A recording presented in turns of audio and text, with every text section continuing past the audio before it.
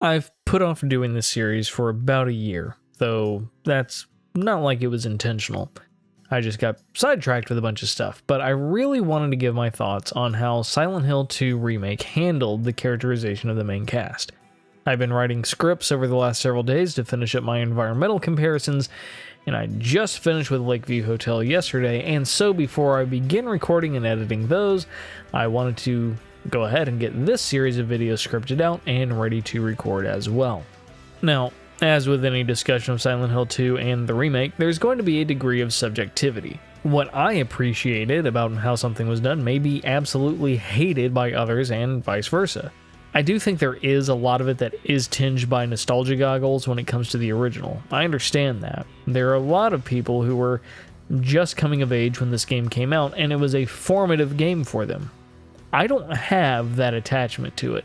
I first played it around the time I was finishing up college. It's a great game, and I have just about nothing but praise for it overall, but that's not to say I just loved everything about it after revisiting it years later. Some of that comes from the voice acting and the otherwise hammy, melodramatic tone a la Twin Peaks, and I realize that's something a lot of people loved about the original.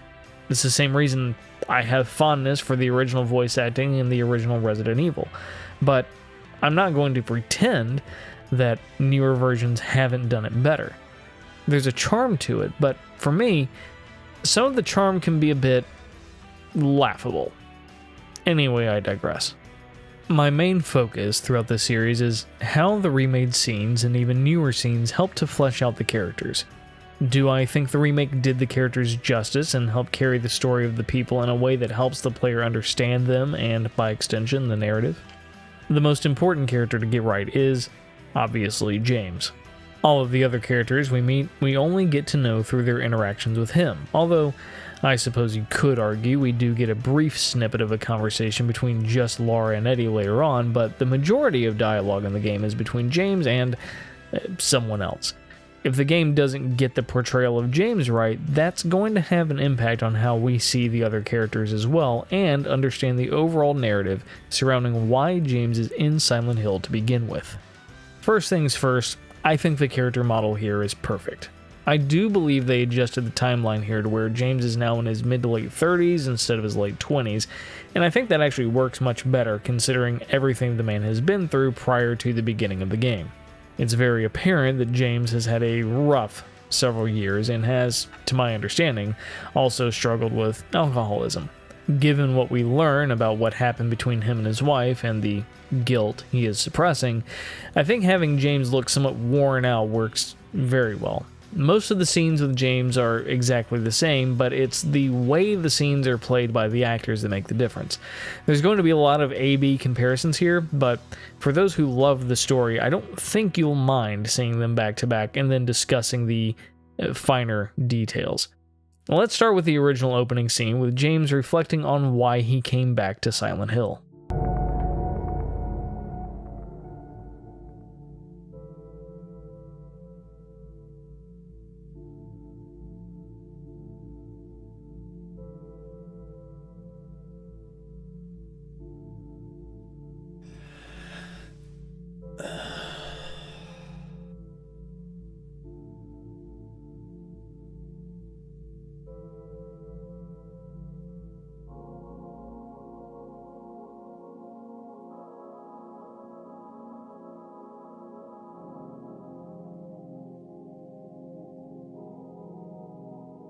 Mary, could you really be in this town?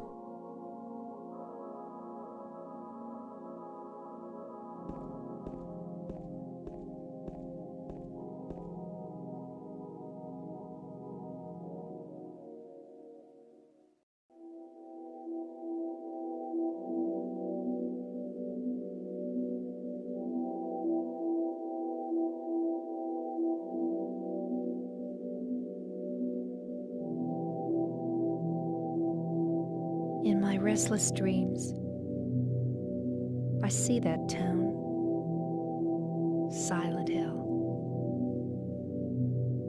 You promised you'd take me there again someday, but you never did. Well, I'm alone there now, our special place, waiting for you.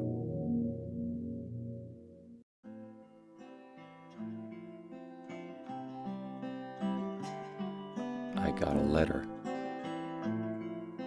The name on the envelope said Mary. My wife's name. It's ridiculous. Couldn't possibly be true. That's what I keep telling myself. A dead person can't write a letter. Mary died of that damn disease 3 years ago. So then, why am I looking for her? Our special place. What could she mean? This whole town was our special place. Does she mean the park on the lake? We spent the whole day there. Just the two of us, staring at the water. Could Mary really be there? Is she really alive? Waiting for me?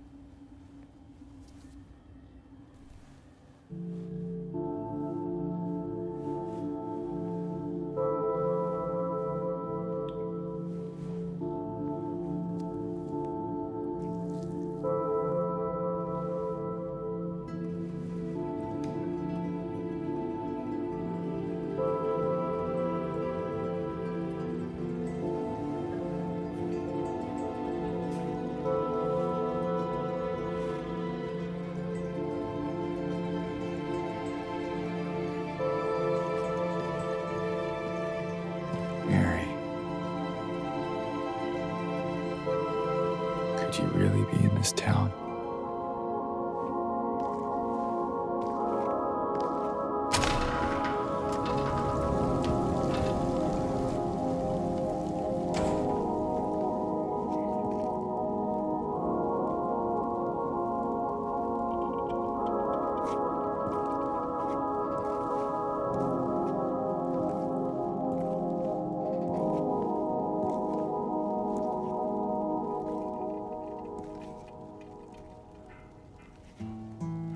In my restless dreams, I see that town.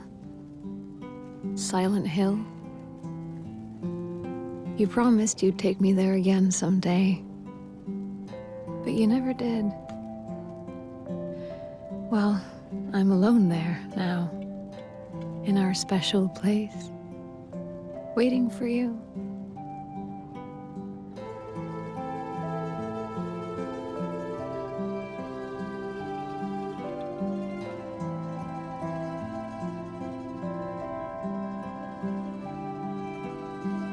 I got a letter. The name on the envelope said Mary. My wife's name. It's ridiculous. Couldn't possibly be true. That's what I keep telling myself. Mary died of that damn disease 3 years ago. So then why am I looking for her? Our special place. What could she mean? This whole town was our special place. Could Mary really be here? Is she really alive? Waiting for me?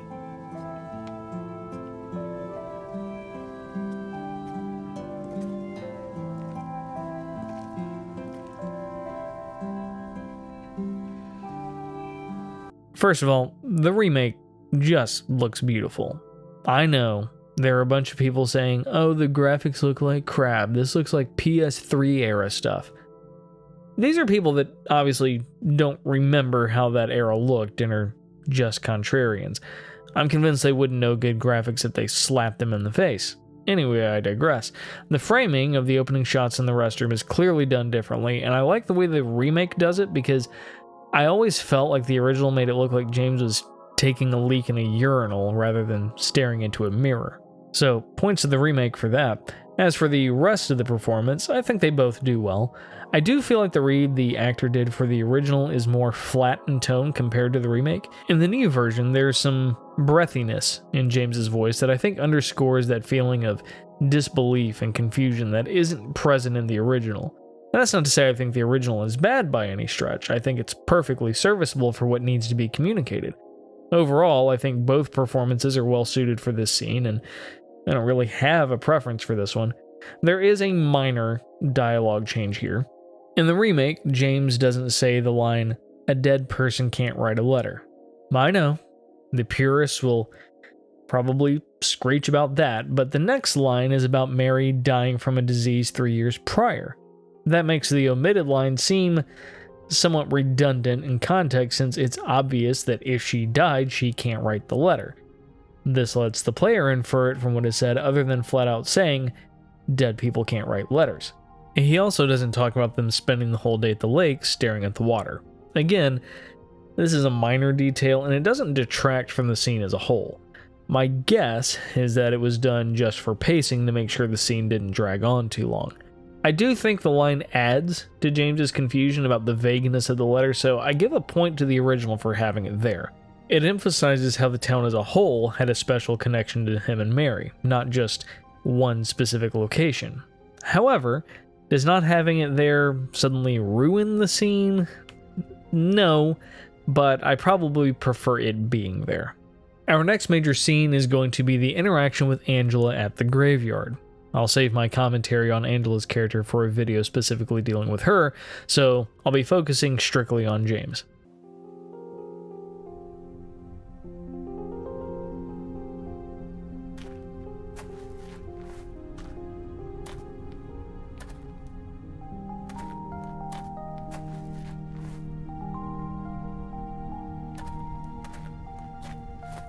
Excuse me, I'm sorry. I No, was it's just... okay. I didn't mean to scare you. I'm kind of lost. Lost? Yeah. I'm looking for Silent Hill. Is this the right way? Yeah. It's hard to see with this fog, but there's only the one road. You can't miss it. Thanks. But Yes? I think you'd better stay away. This town, there's something wrong with it. It's kind of hard to explain, but Is it dangerous? maybe. And it's not just the fog either. Okay, It's... I got it. I'll be careful. I'm not lying.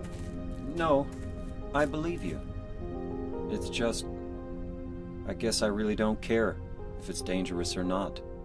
I'm going to town either way. But why? I'm looking for... someone. Who is it? Someone... very important to me. I'd do anything if I could be with her again. Me too.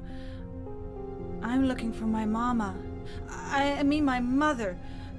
It's been so long since I've seen her.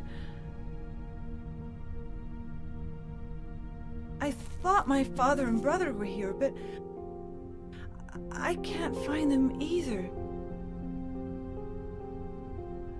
I'm sorry. It's not your problem. I hope you find them. Yeah, you too.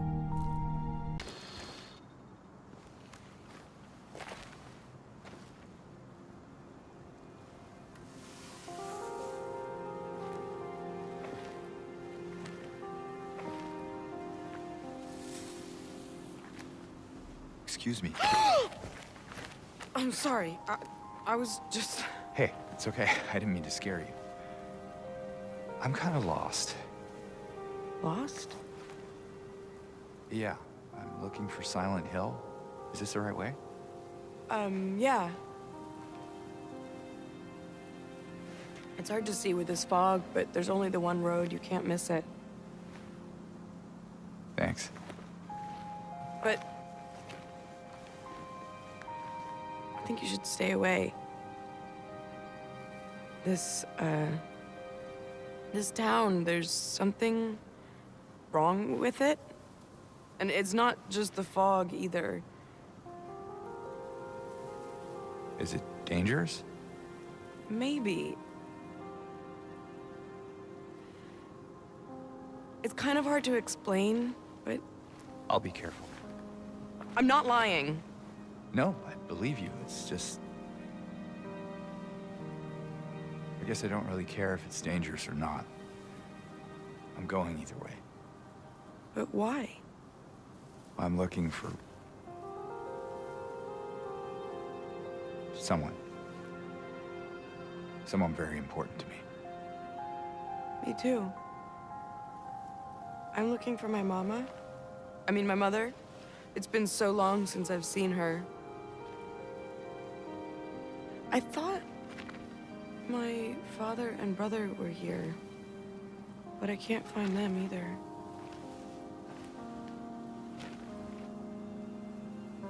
I'm sorry, it's not your problem. No, I hope you find them. Yeah, you too.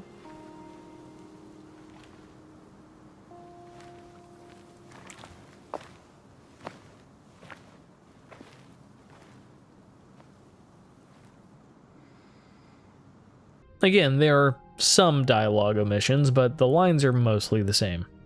James still approaches Angela, who's examining gravestones, and reaches out to tap her on the shoulder to get her attention. She understandably freaks out because she's caught off guard, and now personally, I'm not the kind to reach out and tap someone on the shoulder to get their attention, but not everyone is like that. I'll come back to this sort of thing in a later scene with Angela with some of the criticism people have about James, but for now, this is one of those scenes that I think starts changing how we see James between the two versions. In both versions, Angela tries to express what she feels is wrong with the town, and in both versions, James stops her after a moment and says that he'll be careful. However, in the original, James's tone sounds much more dismissive and abrupt, sort of a, yeah, I get it, you can stop talking now, bye Felicia. This is one of those reasons people suggest that James is just a raging misogynist who hates women, uses them for one thing, and doesn't care about anyone but himself. Again, more on that as we go through the different scenes and their differing versions. Still, it's not hard to see why someone would take this scene as an indicator of that. His dismissal of what Angela is saying does seem a bit rude. Now compare that same dismissal in the remake. He drops the phrase, "Okay, I got it," before saying I'll be careful. Still don't think the "I believe you" line is sincere in either version. I still think both versions of James think Angela is a bit odd and probably loopy. However, in the remake, I think he accomplishes the same sort of dismissal without being so over the top about it. I also don't think in either version that James is trying to be rude, but as he says, he just doesn't care. Either way, I do think he comes across as sort of a jerk in how he sort of hand waves her concerns away. She's obviously trying to be helpful and warn him, but he neither cares about any danger, possibly to his own feelings of guilt and lack of will to live, but also because, let's be honest, this would sound somewhat crazy if someone in real life was saying this to us. Back several months ago, I had a pest service to go perform out in either Marion or West Memphis, Arkansas, and the neighbor in the other part of the duplex asked if I could spray inside for him. Of course, he didn't have service with us, but I asked what issues he was having. He told me spiders, and then went on to explain that there was a daddy long-legged spider that he kept killing over and over again and it wouldn't stay dead. He then said that he thinks it might be the spirit of the woman who died in that place before he moved in, and she had taken the form of a spider and was essentially haunting the building. I told him I didn't think our treatment would help him. And he said, "Yeah, you're probably right." Now, in the world of Silent Hill, that would probably make sense. At 8 a.m. on a Tuesday morning in broad daylight, that's the raving of a crazy person. So I do want to try and cut James some slack because I've had far too many conversations with people who aren't all there, and I've desperately wanted to get out of the conversation as fast as possible without being rude. I feel him here, even if I don't think he handled it well.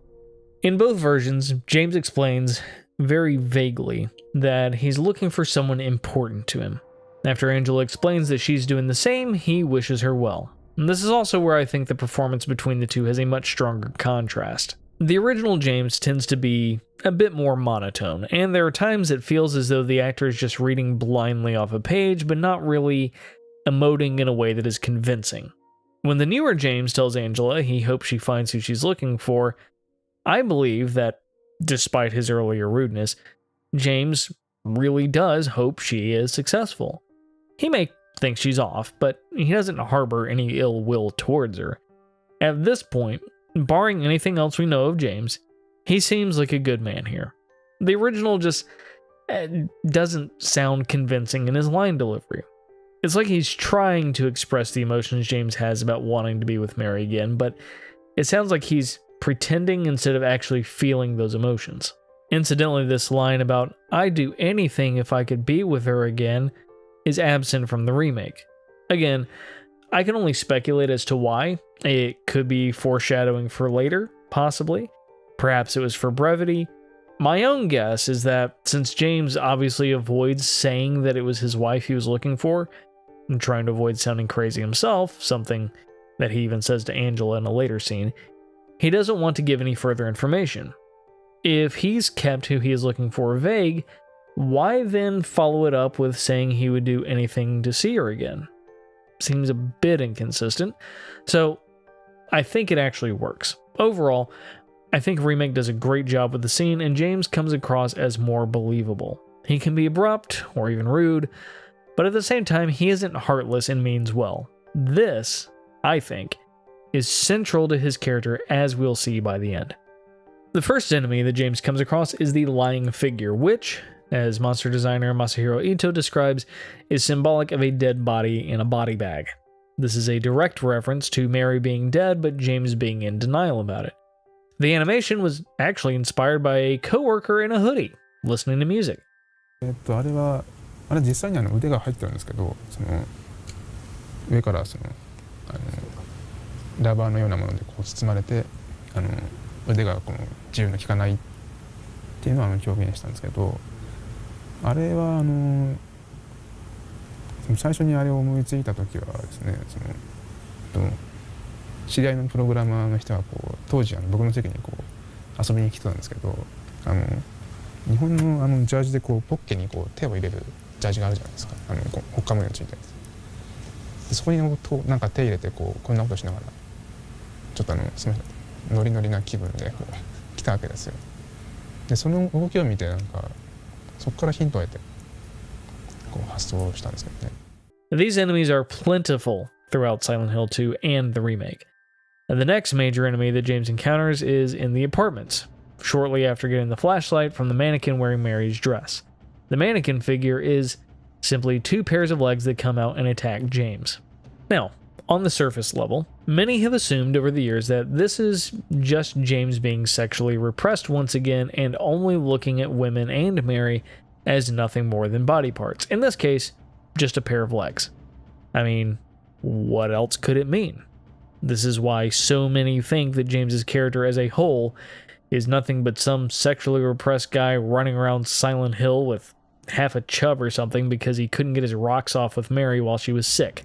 As though the only reason he killed Mary was because he was pissed off that he had a boner and she couldn't help him with it. Again, this is one of the big problems with how people have looked at Silent Hill 2 over the years and have missed the entire point of the character and the monsters. And that's not to say that the devs didn't intentionally mix horror with a level of eroticism. They specifically said that it was their intention to have these elements together as a way of being unnerving. Everybody is thinking and concerning about, sex and death every day. And if we want to scare or shake or touch the users or spectators, then we have to think about, sex and death deeply.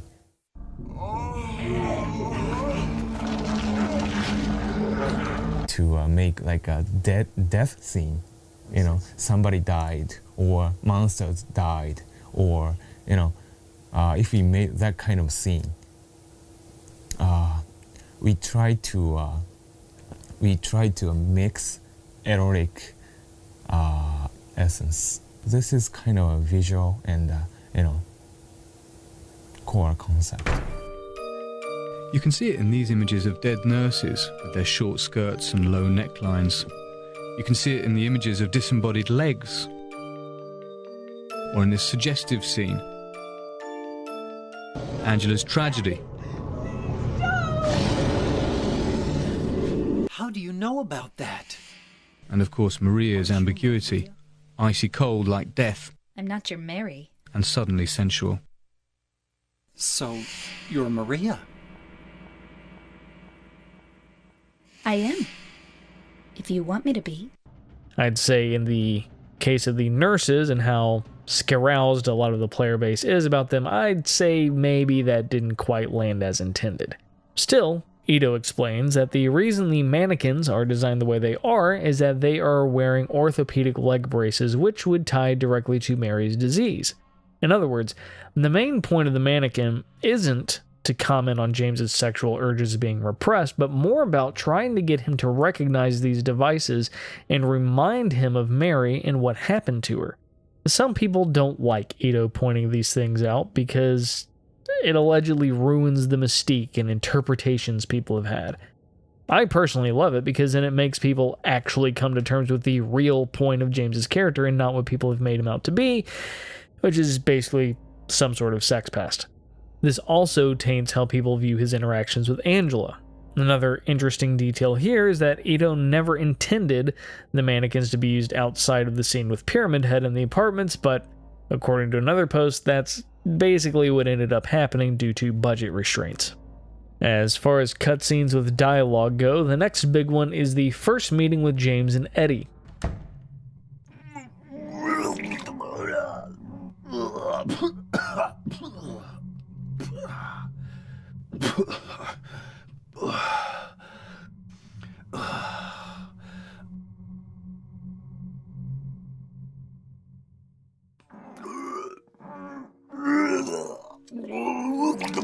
It wasn't me.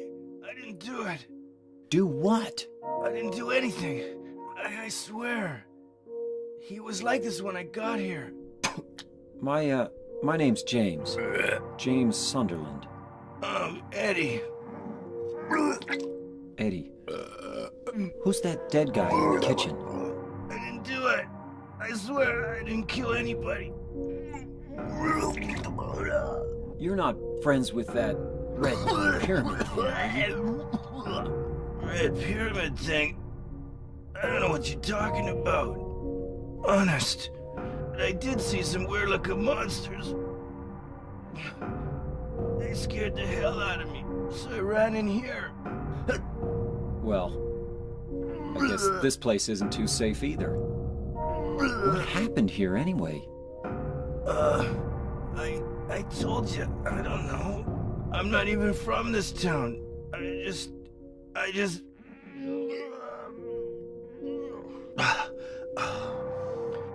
You too, huh? Something just brought you here, right? Yeah, you could say that. Well, whatever it is, I think you better get out of here soon. Yeah, you're right. What about you? I'll leave as soon as I'm done here. Eddie, be careful. James, you be careful too.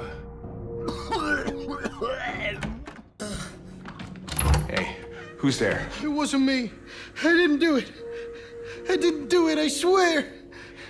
Hey, are you okay? I didn't do anything. He was like that when I got here. He? Oh, you mean the man back there? In the kitchen?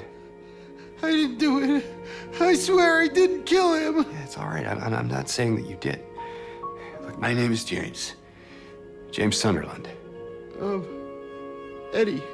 Eddie, okay. So, do you live here, Eddie? No. I'm not even from this town. It's just... Something brought you here. Yeah. Yeah, you could say that. Well, they came at me. I didn't know what to do, so I ran. I came here. Figured it might be safe, but then I found the guy in the fridge.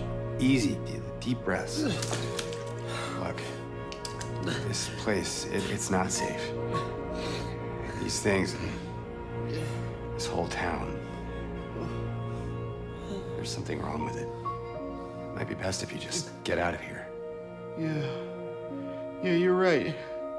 Hey, you want to come with? Maybe together we can find a way out of this town. Oh, sorry, but I can't leave. Not yet. I need to find someone.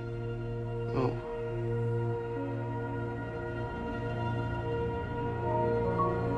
And, Eddie, be careful. Yeah, you too.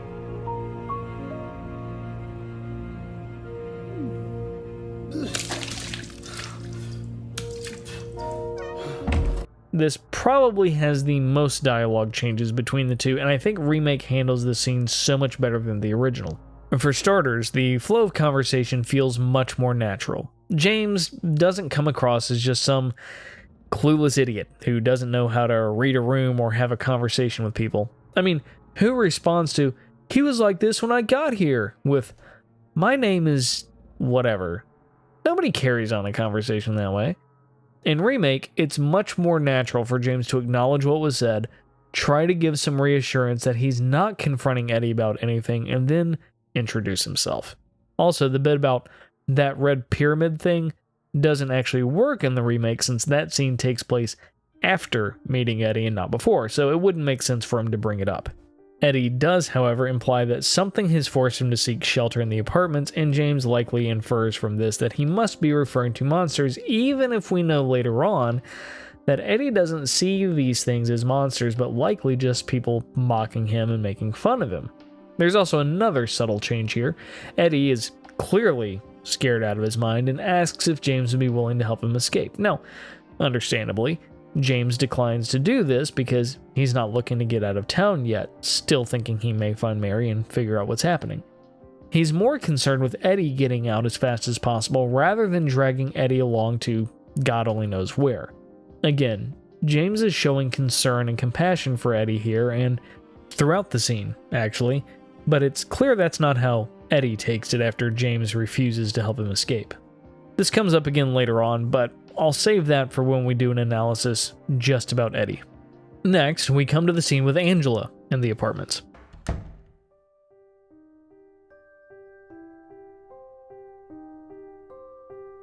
Oh, it's you. Yeah, I'm James. Angela. Angela, okay. I don't know what you're planning, but there's always another way. Really? But you're the same as me. It's easier just to run. Besides, is what we deserve. No, I'm not like you. Are you afraid? I'm sorry. It's okay. Did you find your mother? Not yet. She's not anywhere. Did she live in this apartment building? I don't know. So, all you know is she lived in this town. What did you say?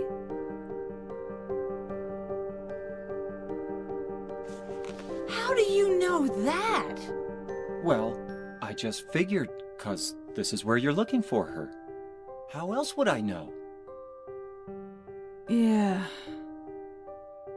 Am I right? I'm so tired. So, why did you come to this town anyway? I'm sorry.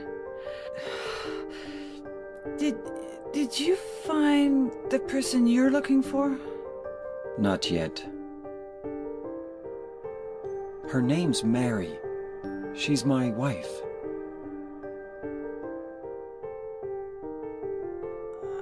I'm sorry.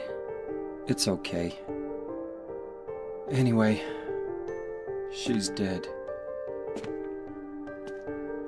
I don't know why I think she's here. She's dead? Don't worry. I'm not crazy. At least, I don't think so. I've got to find my mama. Should I go with you? This town's dangerous. Now I know what you meant back there in the cemetery. I'll be okay by myself. Besides, I'd just slow you down. What about that? Will you hold it for me? Sure. No problem. If I kept it, I'm not sure what I might do.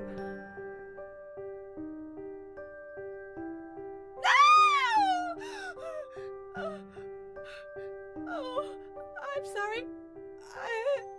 I've been bad. Please, don't.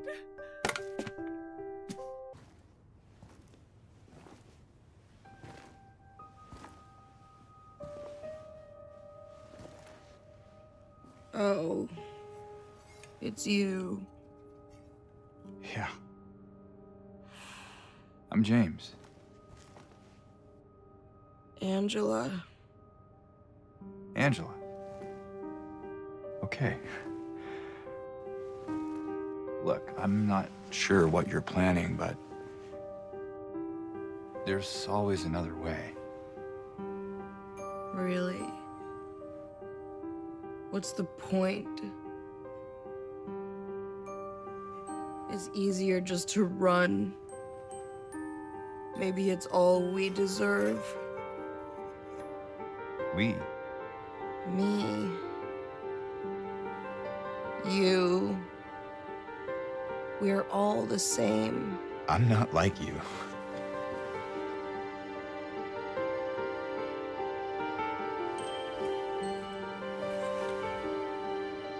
Are you afraid? Sorry. It's okay. Did you find your mother? No. Not yet. Did she live here? In this building? I don't know.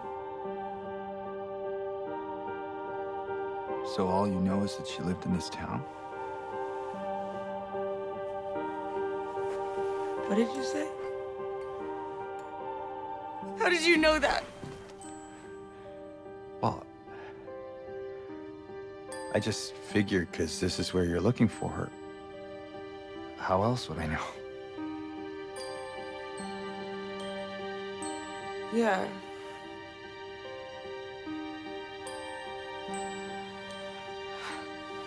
Sorry.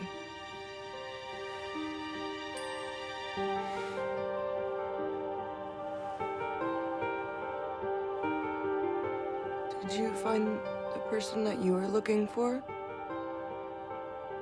Not yet.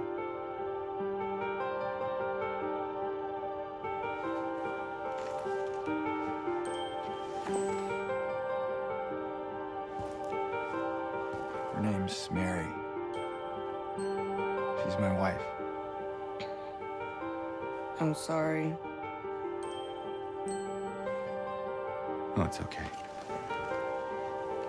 I don't know why I think she's here. She died 3 years ago.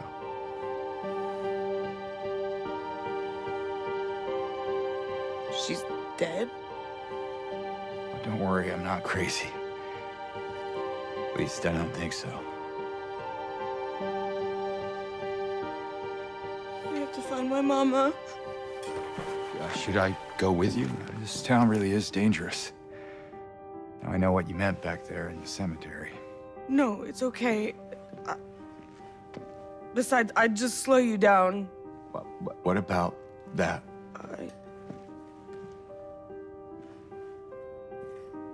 Will you hold it for me?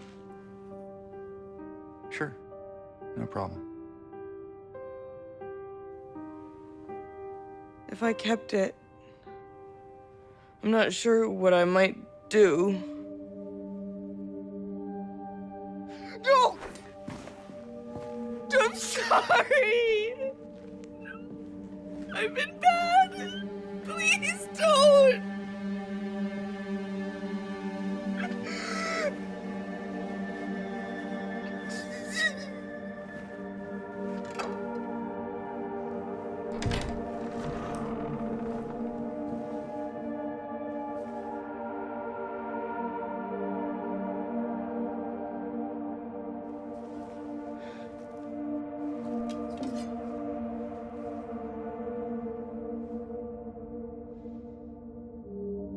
Once again, I think the scene is a vast improvement over the original, up to and including the way the shots are framed.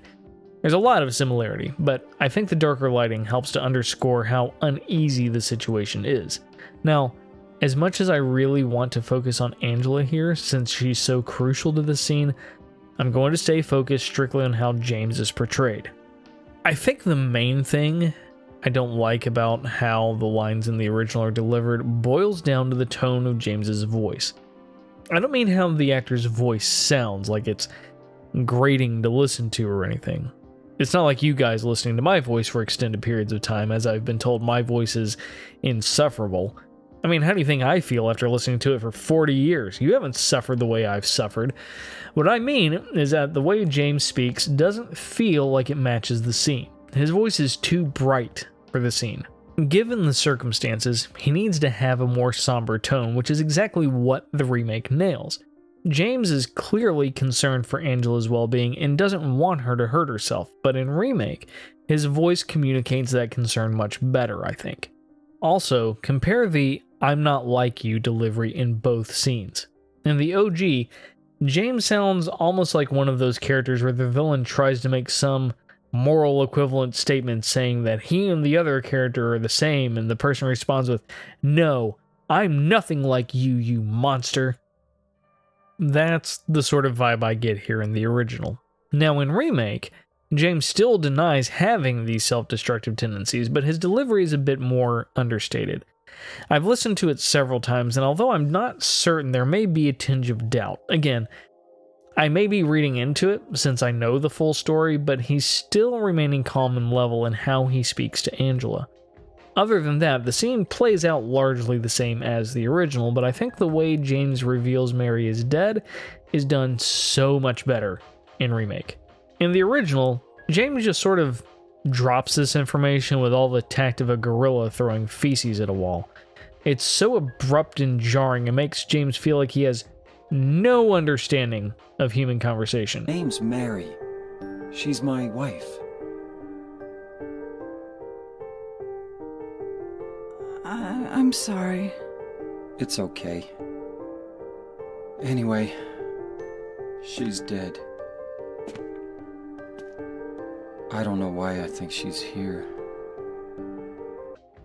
I'm sorry. It's okay. Anyway, she's dead. Like, again, who talks this way? I mean, I've said things like that just to mess with people as a joke, or phrasing things in a way that sound really bad until you add one line to give the rest of the information that turns it into something that's actually perfectly normal, but never in a situation like this.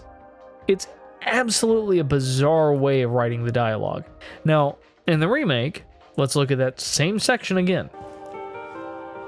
Her name's Mary. She's my wife. I'm sorry. Oh, it's okay. I don't know why I think she's here. She died 3 years ago. This time, he says it's all right, and then says he doesn't really know why he thinks she's here, since she died 3 years ago. The difference here is that James starts with expressing his misgivings about being there, and then given the explanation as to why, instead of just flat out saying, "Anyway, she's dead. I don't know why I think she's here, but I'm not crazy." The flow feels far more natural, even if the same information is communicated. Again, a lot of this is going to be preference, but I think the somber and more natural tone works a lot better in this scene. Not long after this is the Pyramid Head fight, and then we meet Laura for the first time.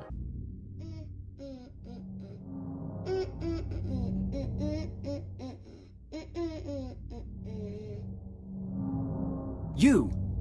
It was you, wasn't it? You're the one who stepped on my hand.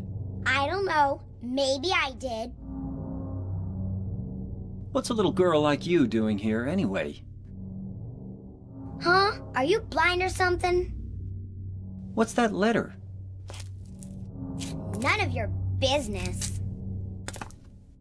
You didn't love Mary anyway. Wait! How do you know Mary's name?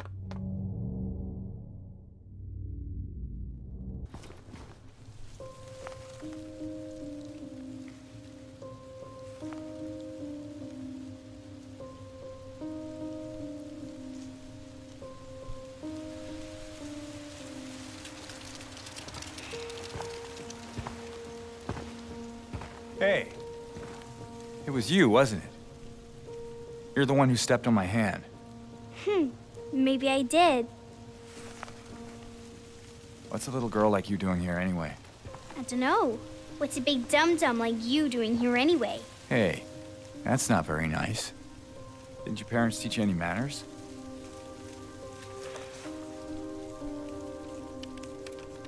What you got there? None of your business. You didn't love Mary anyway. What? Hey, wait! How do you know her name?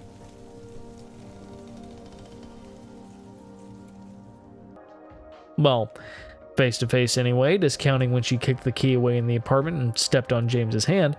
Most of the dialogue is the same here, but that's mostly on Laura's part. James has some changes as well, though. He rebukes her response by saying she's not being nice and asks if her parents taught her any manners, but beyond that, the lines are just about identical between the two. Delivery changes a little. In the original, James approaches and immediately accuses Laura of stepping on his hand with a harsh tone. In Remake, he still accuses her of it, and he clearly isn't happy about it, but he's talking to her like a normal adult would talk to a young kid who stepped out of line. It's the same sort of tone I've taken with my kids in the past. The question is asked sternly, even though you already know the answer. He's upset, but he's clearly in control of how he's feeling. The original James just sort of starts out by raising his voice at her and then somehow acts surprised when she's a little twerp to him. The other major noticeable change is when Laura jumps the wall and runs away. In both, James questions how she knows Mary's name, but in the original, he yells that question after her, whereas in the remake, he sort of whispers the question to himself, since she's obviously already run off. The timing of the scene works a little different. In the original, she's throwing out that line about Mary as she's still standing up to jump off the side of the wall, which gives James enough time to yell the question while she's still within earshot. In Remake, James realizes she's already run far enough away and isn't coming back, so he's left to ask the question to himself and not her directly. Again, a very subtle difference between the two. Overall, I like how the remake frames their interactions better since, again, I can relate to James better overall. I don't think one is objectively better or worse, though. Next, we have the meeting with Maria at Rosewater Park. Mary?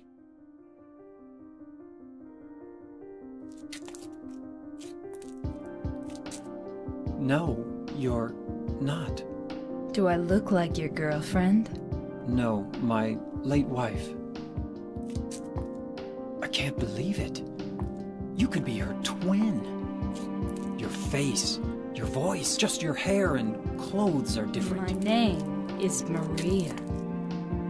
I don't look like a ghost, do I? See? Feel how warm I am? You're really not Mary. I told you, I'm Maria. Sorry. I was confused. Where are you going? I'm looking for Mary. Have you seen her? Didn't you say she died? Oh yeah, 3 years ago. But I got a letter from her. She says she was waiting in our special place. And that's here? Anyway, I haven't seen her. Is this your only special place?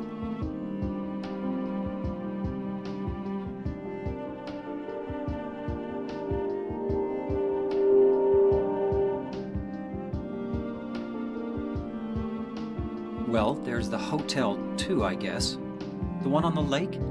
I wonder if it's still there. The Lakeview Hotel? Yeah, it's still there. So, the hotel was your special place, huh? I'll bet it was. Don't get so mad. I was just joking. Anyway, it's not that way. It's this way.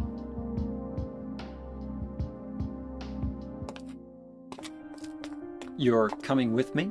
You were gonna just leave me? No, but... With all these monsters around? No, I just... I'm all alone here. Everyone else is gone. I look like Mary, don't I? You loved her, right? Or maybe you hated her. Don't be ridiculous. So it's okay? Yeah, fine.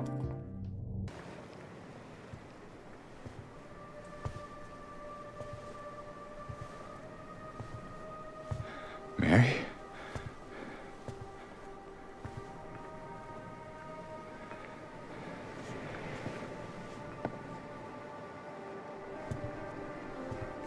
No. You're not. Do I look like your girlfriend? No, my late wife. I can't believe it. Your face, your voice, you could be... My name is Maria. I don't look like a ghost, do I?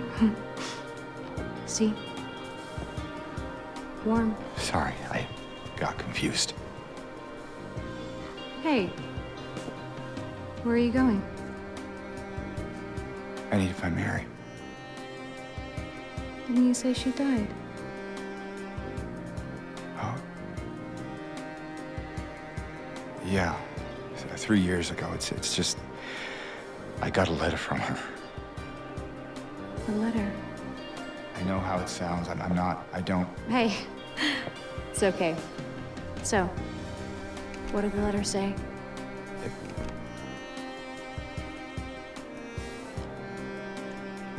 She said she was waiting for me. In our special place. And that's here?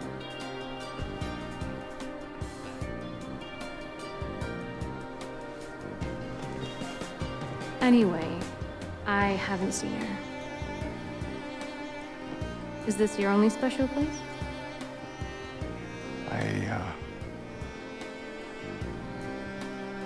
I don't know anymore. There was something. I can't quite. Hey! I think I might know. I mean, there's this one place. Not far from here. What kind of place? The kind two lovers might call special. I can show you if you want. Unless you have somewhere else to be. Something else to do. Hey, easy there. I'm just messing with you.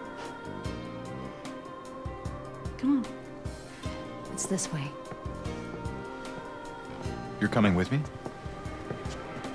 Can't you just tell me where it is? You're just gonna leave me here? Alone?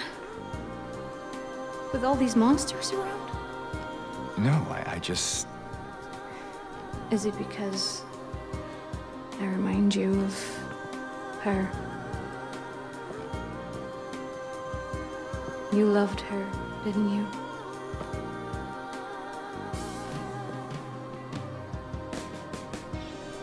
Didn't you? All right, just... Come on. So it's okay. Yeah.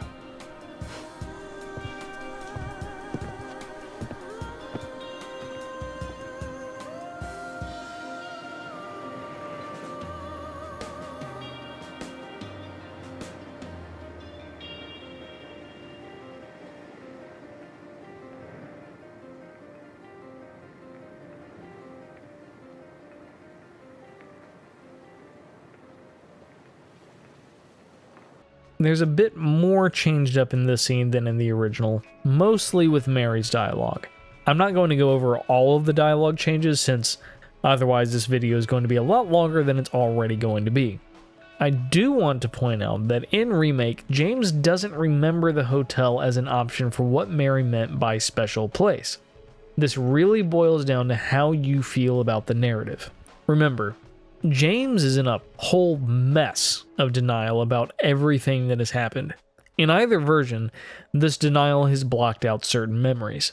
In Remake, that extends to remembering the moments at Lakeview. It's a subtle detail, but I think it's one that works, though ultimately this is going to be up to you to decide whether you think it was important enough to keep or if Remake did fine with how they worked around omitting that detail. He also doesn't point out that the only difference between Maria and Mary is her hair and clothes, but that should be obvious to anyone who looked at Mary's photos, so I'm not worried about Remake not just spelling everything out.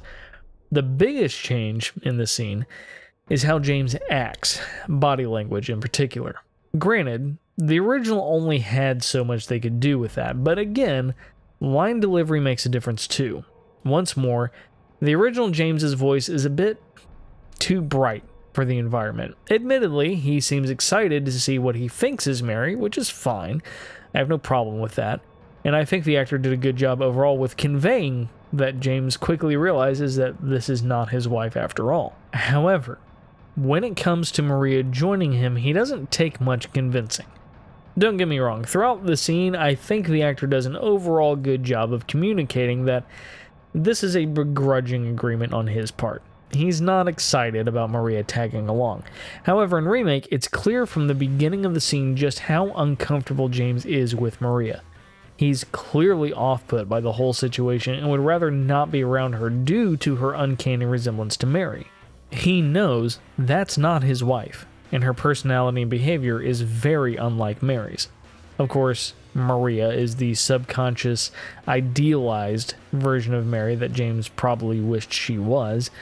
That likely also factors into James's feelings of guilt and why he even asks if she can just tell him where to go. He denies wanting to just leave her behind, but it's clear that he wasn't champing at the bit to bring her with him. Again, this is one of those things that so many people have gotten wrong. They act like James was just falling all over Maria from the get-go, and the whole time they were together, he could only think about being with her. Now, to be fair, part of this also depends on how you play the game and what ending you go for. However, you have to actually go out of your way to get the Maria ending, which is only one possible way for the story to end. More on that when we discuss the endings. There is some incidental dialogue in the game as you explore the town where James answers some more questions about Mary and what she was like, again, underscoring that he knows that Maria and Mary are clearly not the same person. James, your wife, what was she like? Or is Sorry, I'm not. That's fine. Why do you ask? Just curious. I'm not sure I want to talk about it. Oh, come on. You said we look alike. At least give me something.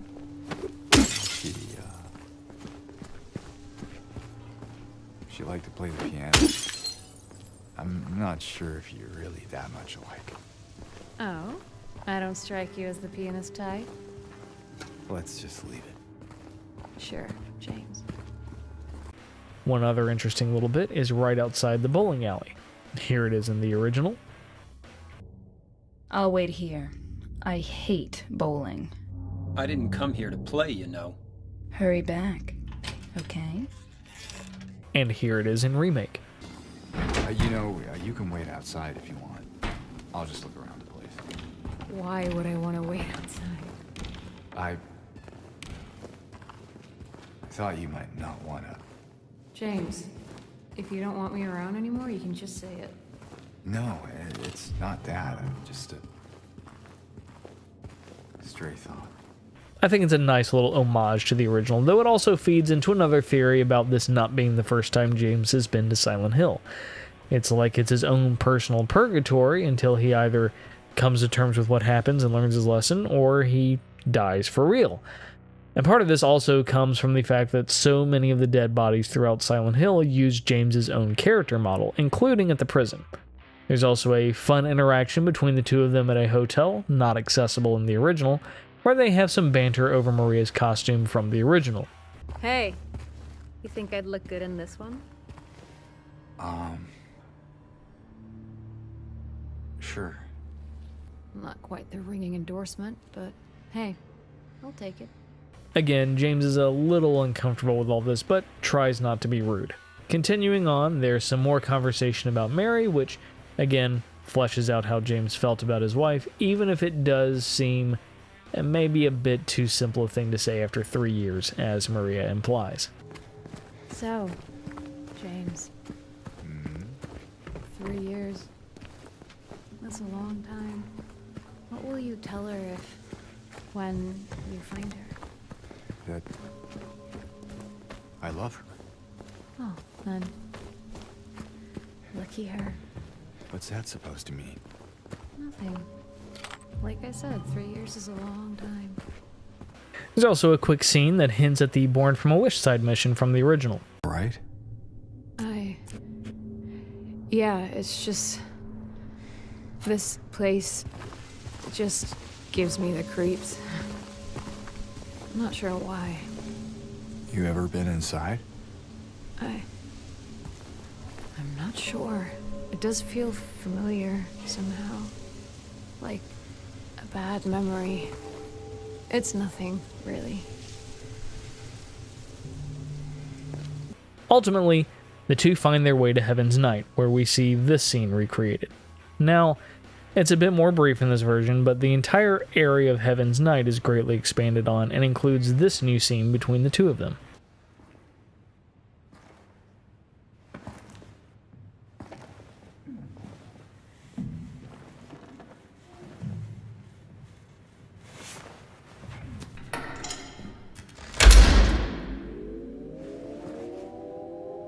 Maria?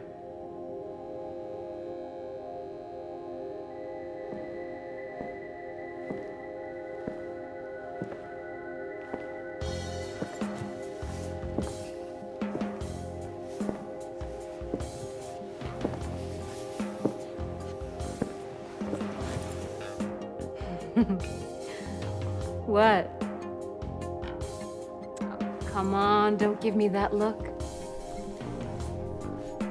I was just kidding. What is this?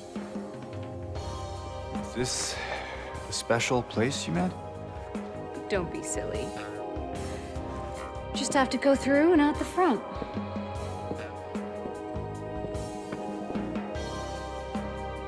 Then again, now that we're here, can't we stay? Just for a little while.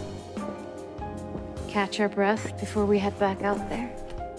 I don't have time to take a break. Mary could be out there, waiting for me. I know. It's just... this place, this whole thing, it's like a nightmare. I just wanted to get away from it, even for a second. I'm sorry. No, it's fine. Sorry, I didn't mean to. I guess this place is getting to me, too.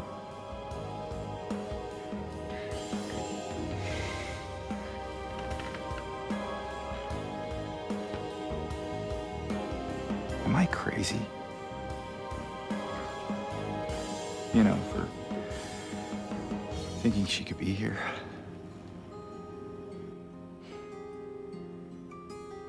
Crazy is one word for it, I guess. I can think of another. What's that? Hopeful. Well, that's a nicer way of putting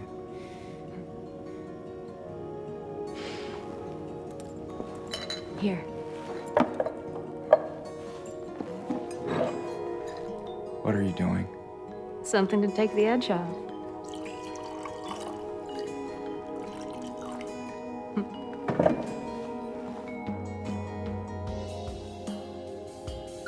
No? You sure?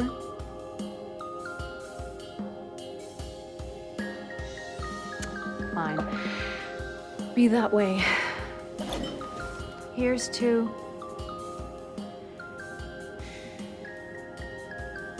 hope, undying.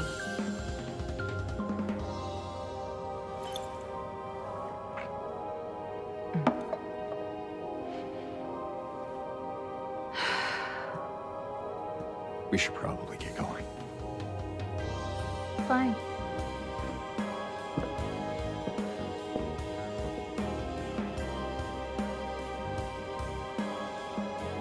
Ready when you are. Once again, Remake does a great job of showing that James's priority is to find Mary, not have some sort of fling with Maria. He immediately shuts down the idea of taking a break because Mary could be waiting on him. He realizes he may have been a bit harsh in how he spoke to her and changes his tone when she seems upset. He also seeks reassurance that looking for his wife, even though he was pretty sure she was dead, isn't something insane to do.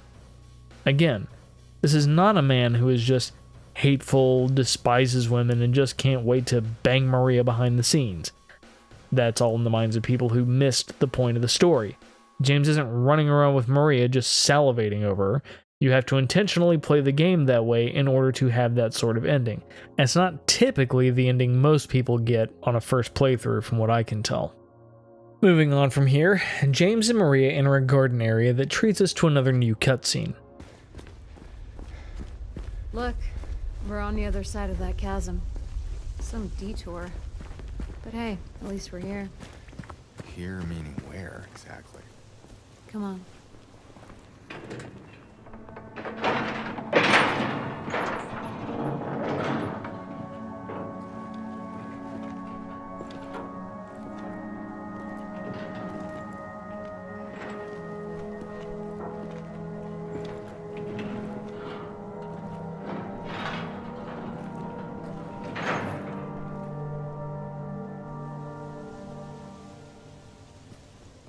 That's it? A garden? There's a bit more to it than that. If you say so. I don't think I've been here before. Come on. She's just around the corner. She?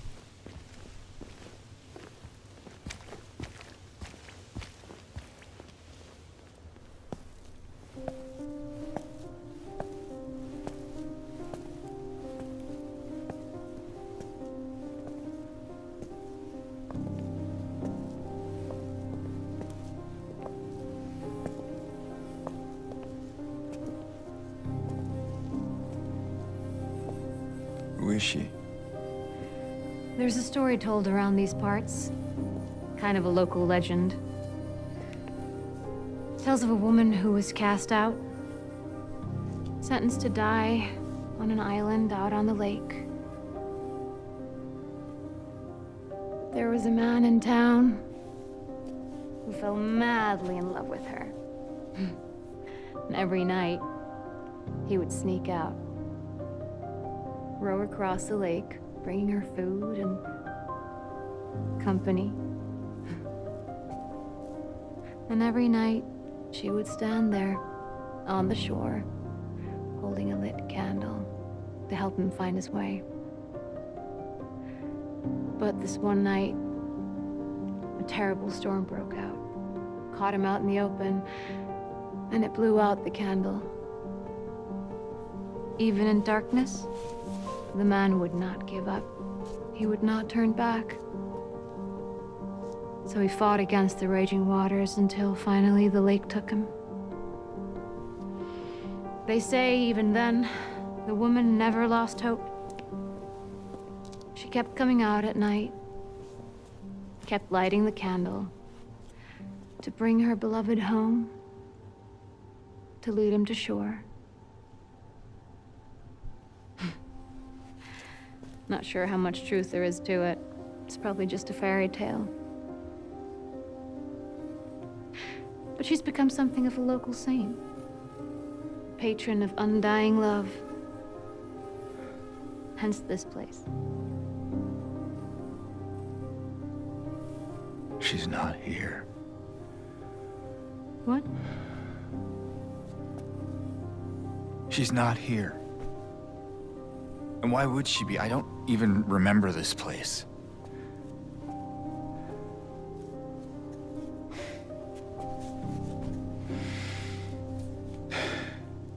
This was a mistake.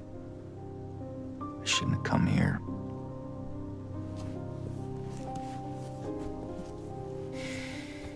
Hey. It's okay.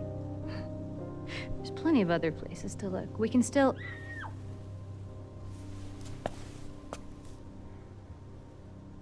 Come on.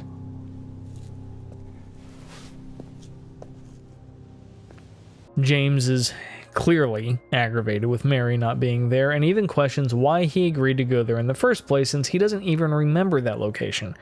You could either interpret that as he wanted to go because that meant he was around Maria more, or you could take it as he was so desperate to find Mary he would follow any clue no matter how much he doubted the worth of it. That's up for you to decide. After this, they hear Laura scream and James and Mary make their way to the movie theater, and here we have this scene. You okay? Yeah. Maybe you better wait here. Okay. Not much of a movie fan anyway.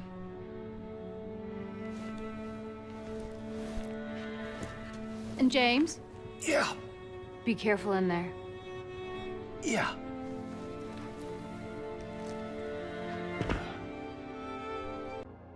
Now this is more akin to the original where Maria waits outside the bowling alley since she's not a fan of bowling or bowling alleys. And this time she agrees to wait outside not only because of the obviously dangerous aperture, but because she's not a fan of movies. James goes in and we'll skip the dialogue with Laura and Eddie since this is all about James, and then James and Eddie meet once more. And let's compare this to the scene in the original at the bowling alley.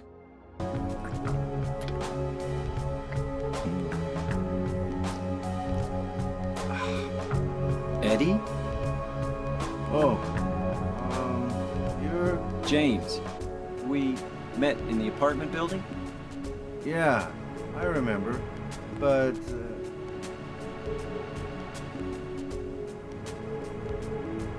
Are you alone here, Eddie? No.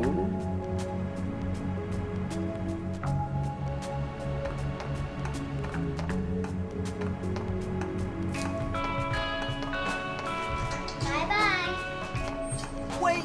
Come back! Eddie, let's go after her. Huh? Laura? But why? Laura. Is that her name? That's what she said. This town is full of monsters. How can you sit there and eat pizza? She said she was fine by herself. She said a fatso like me would just slow her down. Forget you.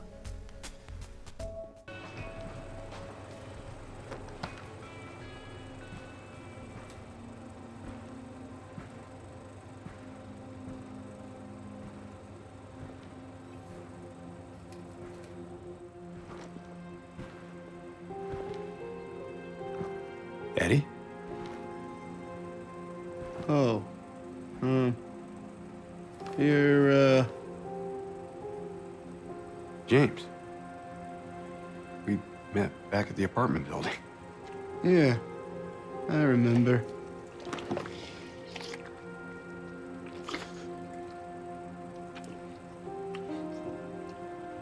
I see that you didn't make it out yet. Yeah. I just didn't get around to it yet. At least you got your appetite back.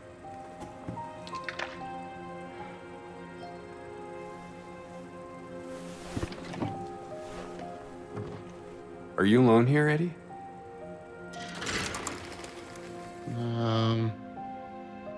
No. Well. That's probably just Laura messing around.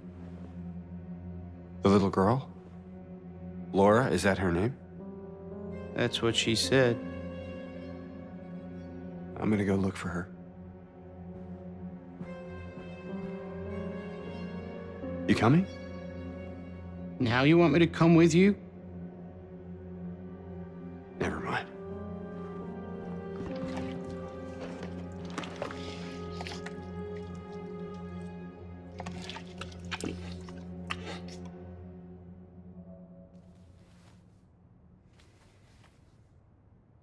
We basically have the same thing happening here, though the tone of each scene is quite different.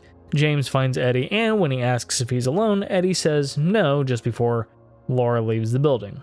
And when James says they need to go after her, Eddie seems confused about who, and just says Laura's name like it's a question.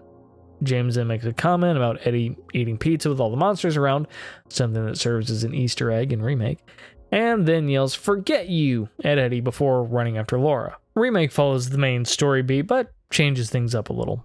Eddie is much more subdued this time around, and James comments about Eddie not leaving yet. Eddie mentions not having gotten around to it yet, and then James mentions that at least Eddie got his appetite back. He asks if Eddie is alone. Eddie responds with an unconvincing no, before dropping Laura's name in the conversation.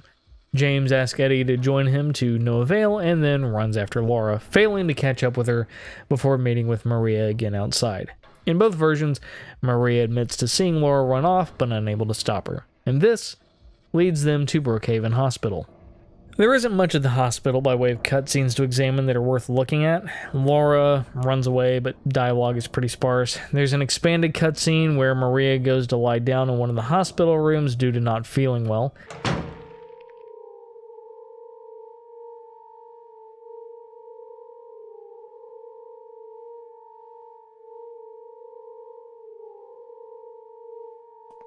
James. Wait a minute. I'm kind of tired.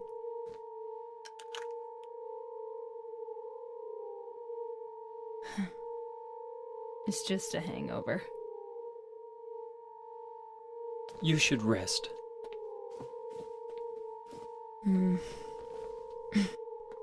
So comfy. I'm gonna go look for her. For Laura. I'll be back as soon as I can.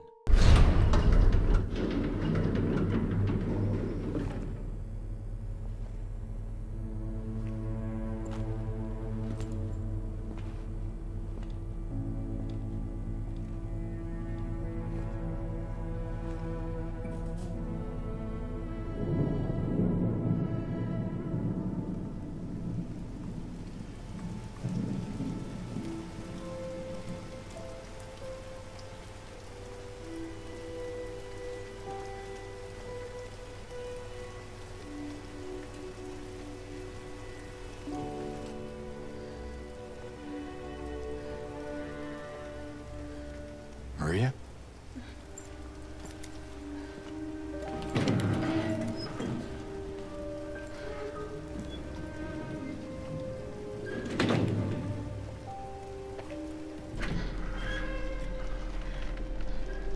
Hey. You okay? I'm sorry. That's fine. What's going on? Are you hurt? It's nothing. Probably just a hangover.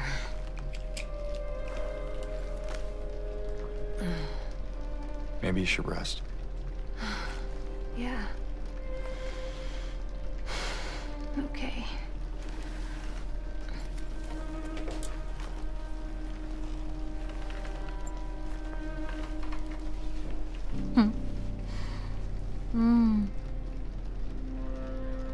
So comfy. I'm gonna go look for Laura. I'll be back as soon as I can. James?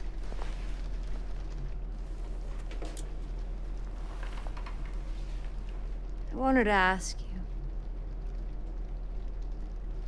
What if you can't find Mary? What will you do?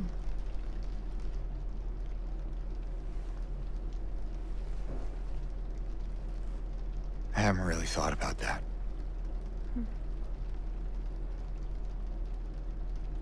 Get back soon, okay?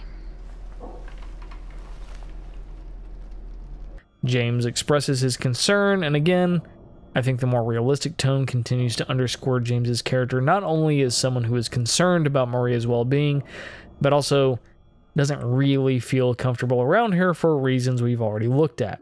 And when he does go to leave, he's asked what he will do if he doesn't find Mary. And the answer depends on what ending you get, but it's a question that cuts to the heart of James's motivations. The new enemy here is, of course, the Bubblehead Nurse, who, like Pyramid Head, has really no good reason to exist in Silent Hill after this game, but the fanbase love them too much for very horny reasons of their own, and so they keep showing up for no reason. The nurses themselves run around in miniskirts with low necklines, and in some cases wearing stockings. This fits the theme the creators had of mixing something erotic with something morbid to be disturbing, which, again, didn't probably have the repulsion effect they were hoping for. As for why they look the way they do, one obvious explanation is, once again, James's own repressed desires from back when Mary was sick. Some theorize that they had no face because James was just ogling the nurses and only seeing them as bodies because, of course, he's just a repressed sexist and misogynist and never cared about Mary for anything beyond sex and blah, blah, blah, blah, blah. However, that's not the reason. That's not to say that maybe James didn't objectify them at some point, we're never really told, but the real focus is probably the faces. Ito explains that their heads and their twitching is to be analogous to Mary trying to free herself from being smothered. Quoting Ito, "The meaning of the head of Bubblehead Nurse is representative of suffocated Mary's swollen head under the pillow. So the nurse in SH2, she shakes her head like struggling to shake off the covered surface vinyl. So that's why they have the appearance they do. Having nurses as enemies in a hospital just makes sense since it's a hospital. There were nurses in the first Silent Hill game as well, but they obviously didn't look like this. So again, I think a lot of the nurse lore from the community has been overblown, as has a lot of the sexual aspect of things. Not to say those things don't play a role, but that was never the main point of the story. You can double back later to check on Maria, and there's an extra little scene for that. Hey. Any luck finding Laura? Not yet. How are you holding up? I'll be okay. Just need a bit more rest.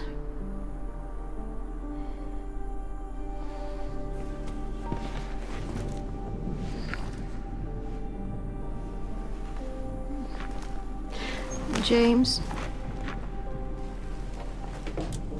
Thanks for checking up on me. It's very sweet of you. Yeah. Get some rest. I'll be back soon.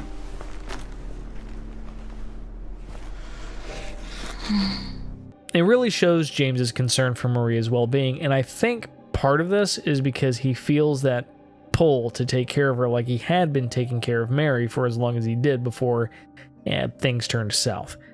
He's obviously still a little uncomfortable around her, but it's a nice addition. The next major cutscene of importance is when James finally finds Laura.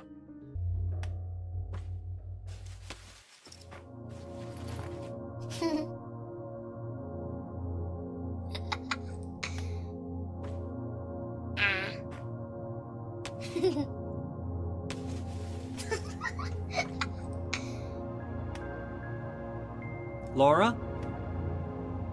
Huh? You know my name? Eddie told me. That big fat blabbermouth. How do you know about Mary? What's the big deal? Why can't you just tell me? You gonna yell at me if I don't? No, I won't.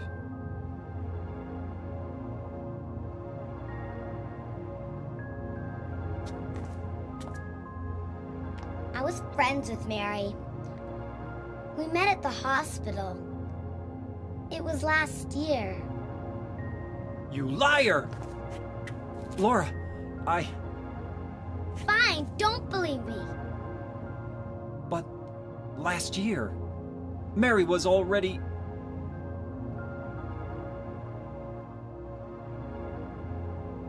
I'm sorry, Laura. Anyway, let's go.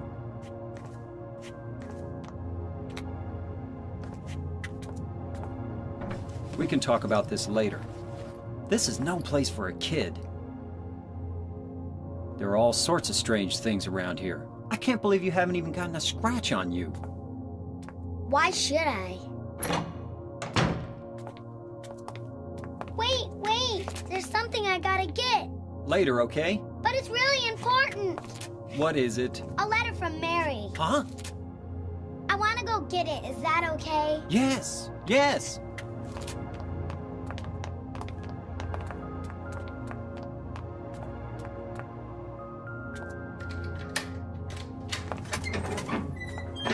Come on, hurry up.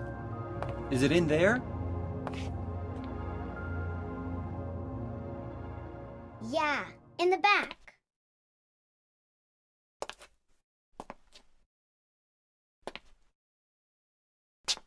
What are you doing, Laura? It's further back, in the desk.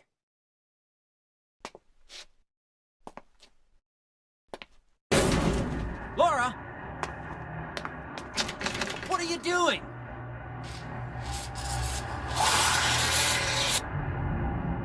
Ha ha, I tricked you. Open the door, Laura. Why should I? I'm a liar, right?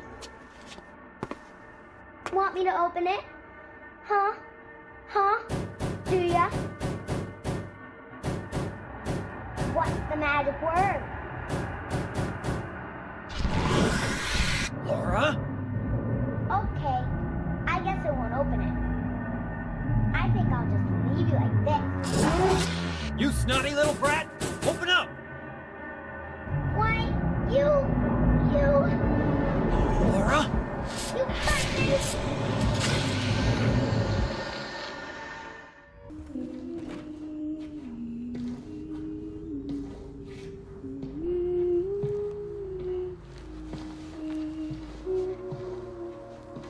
Laura? How do you know my name? Eddie told me. That big, fat blabbermouth. Laura, why do you keep running away from me? And how do you know about Mary? I just do. What's the big deal? Why can't you just tell me? You gonna yell at me if I don't? No. I won't. Please, just... I need to know. Mary's my friend. We met at the hospital last year. Stop lying! Laura, I'm sorry.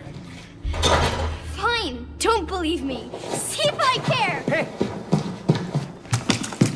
Let go. I'm sorry, Laura, but I can't let you just run around this place. You might get hurt. Hurt by what? Look, just stay with me, okay? This is no place for a kid. Fine. But there's something I gotta get. Laura. It's important. What is it? A letter. For Mary. What? I hid it. In there.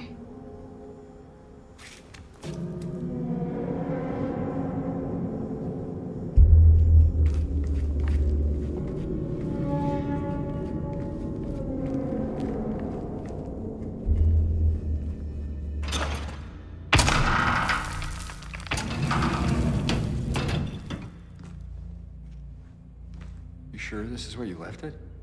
It's in the back. Behind an old pipe. Okay, wait here. Laura? Haha! Open the door, Laura. Why should I? I'm a liar, right? Want me to open it? Huh? Do ya? Laura, open this door right now. What's the magic word? Laura! Nope, that's not it. I guess I won't open it. Get out of here, you rat! In your dreams, fart face. Laura, please open the door. There's something in here. Sure there is. A big lying fart face. See ya, fart face! Laura! Laura!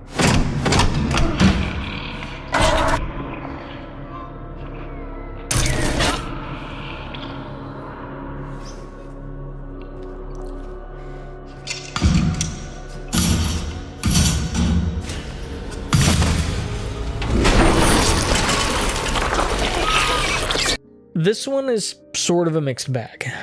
Once again, I think Remake does a much better job with their initial conversation. James is speaking calmly and quietly and doing everything he can to not scare Laura. Now, to be fair, I think the original actor actually does a fine job with this too, so I don't really have any complaints other than his voice just being a bit too bright for the scene. I don't really even know how to properly express it other than sounding a bit too energetic, and even that doesn't explain it. He has good energy, but it just doesn't fit the mood of the scene. It may also just be that that's not how I speak to kids I work with at church, or even my own kids if it was a serious situation, and that's what takes me out of it. Again, the guy isn't bad, and I'm sure he probably worked with what he was directed to do, but once again, there's this sort of whiplash in the scene. He gets upset with Laura, then says he's sorry, and immediately follows with, "Anyway, let's get out of here." There's no way anyone who wrote or directed this scene has ever dealt with a child before.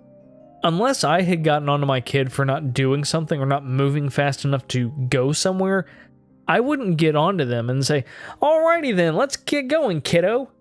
The way it plays out in Remake is much more believable. James loses his temper, not because he's a jerk, but because he feels like he's being lied to about his wife. To his credit, as in the original, he immediately apologizes. This time, Laura doesn't just stand there staring at him. She gets upset too and tries to run away, which is actually more believable given the situation. James goes after her and stops her and tells her he can't just let her wander around because it's too dangerous for her. We'll deal with her dialogue in a separate video. I still have a problem with how both scenes ultimately conclude because it makes me wonder if one of James's pastimes as a kid was licking windows. In both scenes, James ends up going into a room on his own to find an alleged letter that Laura had hidden away. Now, I understand that he had just told her it was too dangerous to be running around the hospital and, being the responsible adult, goes in to get the letter instead of her. Part of me understands that. However, it's so blatantly obvious that she's lying. The letter just so happens to be in some far corner of the room that's pitch black and far away from the door. What a coincidence. And I actually have to give props to the original version for being just a bit more subtle about this.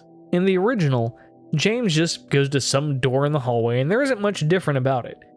In Remake, unfortunately, Bloober Team made the decision to telegraph this in the most obvious way by having Laura point at some door that has some flickering fluorescent light above it, does a close-up of the door, and the soundtrack gets really ominous. I'm well aware that James doesn't see the cinematic touches here, but we do, and it telegraphs that something bad is about to happen far too obviously. I really think if they had played it subtle, like in the original, and just had James be taken to just a normal-looking door, it would be more effective. Personally, I think an even better touch would be to have them walk into the door, have Laura say, "It's in here, I hid it behind the pipe in the back corner over there," and then James just said, "Alright, I'll go grab it, just wait here." Then, rather than him walking slowly over to that corner, have him walk briskly over there and have Laura shut the door quickly. Dragging it out just telegraphs the bad thing much faster, and I think it lessens the impact. Either way, I think Remake gets the first part right much better than the original, but then it overplays its hand in the second half, whereas even though James is still a window-looking moron in both versions, at least the original erred on the side of being subtle by just a little more, even though him walking slowly and even asking Laura what she's doing is still more than I think we needed. Next, let's look at the reunion between James and Maria in the hospital. James! Mary? Oh, Maria. It's you. I thought you were... Sorry. Anyway, I'm glad you're alive. Anyway? What do you mean, anyway? You don't sound very happy to see me. I was almost killed back there. Why didn't you try to save me? All you care about is that dead wife of yours. I've never been so scared in my whole life. You couldn't care less about me, could you? No, I just... Then stay with me. Don't ever leave me alone. You're supposed to take care of me. So, what about Laura? Did you find her? Yeah, but... she ran away. We've got to find her. You really seem to care about her. Do you know her? I've never met her before. I just feel sorry for her. She's all alone. And for some reason, I feel like it's up to me to protect her. James. Mary! Oh. Maria, I thought... Sorry. Anyway, I'm glad you're alive. Anyway? What do you mean, anyway? I was almost killed back there. I have never been so scared in my whole life. All you care about is that dead wife of yours. You couldn't care less about me, could you? No, I just... Then stay with me. Don't leave me alone again. You're supposed to take care of me.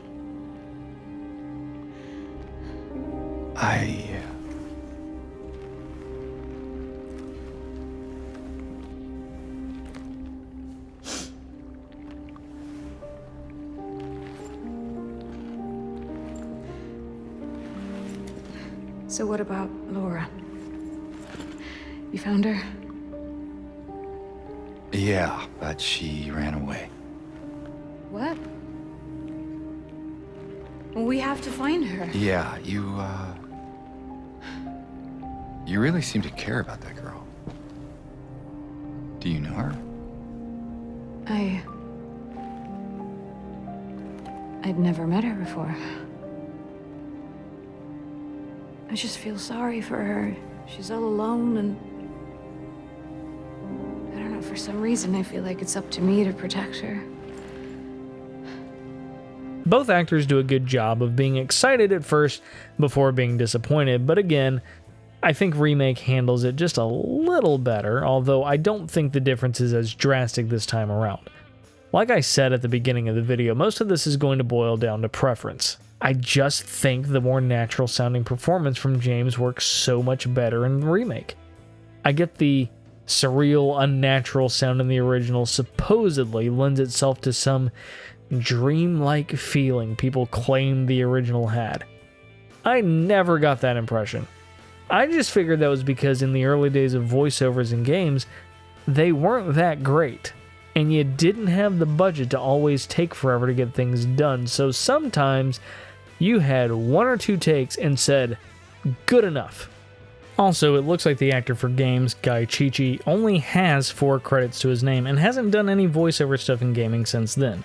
He had no acting experience, so this was likely one of his only roles like this, so it also explains why it just doesn't have the professional sound that Luke Roberts brings to the role.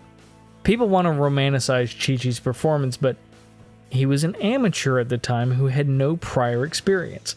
The aloof and dreamy dialogue wasn't intentional, it was just bad voiceover. But hey, nostalgia is nostalgia. Let's keep things in perspective here. The reason it sounded so dreamlike, as someone said, is because he had no prior experience or real acting chops. So, at this point, spoiler alert, I think every scene with James is vastly improved because of Luke Roberts. Remake James once again knocks it out of the park and still conveys that he feels uneasy and conflicted around Maria. Still, he does what he can to reassure her that he'll watch out for her. He also questions why she feels so attached to Laura. In the original, it sounds like a flat observation, but in Remake, James's statement has more confusion and curiosity to it. There's a subtext of, but why, to it that isn't present in the original. He still asks outright if she knows her, and the rest of the scene plays out the same, but I thought it was a nice touch. The only other cutscene before the conclusion of the hospital is with the refrigerator. You can't open it? Yeah, Maria, give me a hand here. Come on. You're supposed to be the big man around here. How's a little girl like me supposed to help?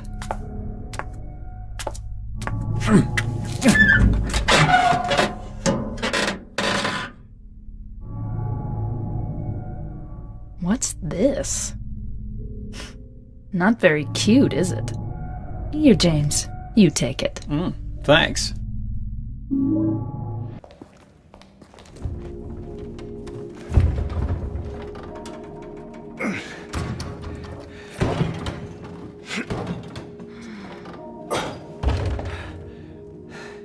Having trouble there? Yeah. You think you could give me a hand? Me? You're supposed to be the big man around here. How's a little girl like me supposed to help? Fine.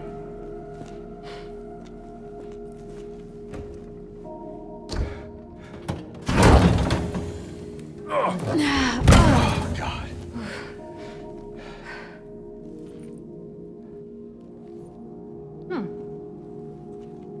What's this?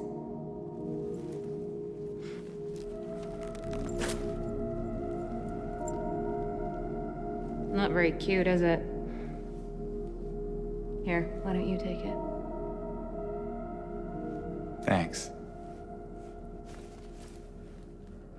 Most of this is Maria's dialogue, so I'm not going to worry about that, although we don't have James's odd-sounding, thanks, in the remake. This time it sounds more dry and sarcastic. I think Remake James also does a good job being exasperated with Maria just sitting there watching him struggle and not helping. Then there's the scene before the stairwell leading to Pyramid Head.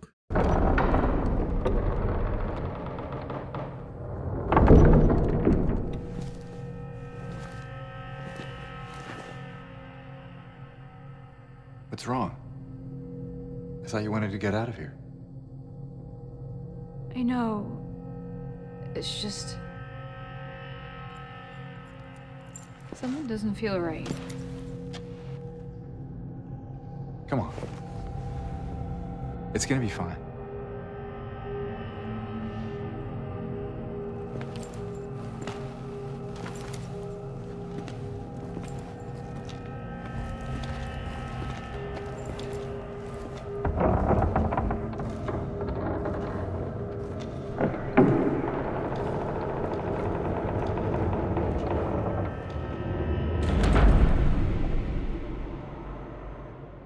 This is another scene that didn't exist in the original, but once again, it really helps to show James's compassion. He may not be totally comfortable with Maria, but he's trying to make things easier on her by letting her take his hand, which seems to contrast with earlier when James is able to check up on her in the hospital and she grabs his hand. There, he doesn't seem comfortable with it and just kind of removes his hand before leaving. This time, he voluntarily offers it as a way of reassuring her. I think this also helps set up the scene for Pyramid Head, who, being a symbol of James's desire to be punished for killing his wife, shows up and kills Maria before she can escape. Open up!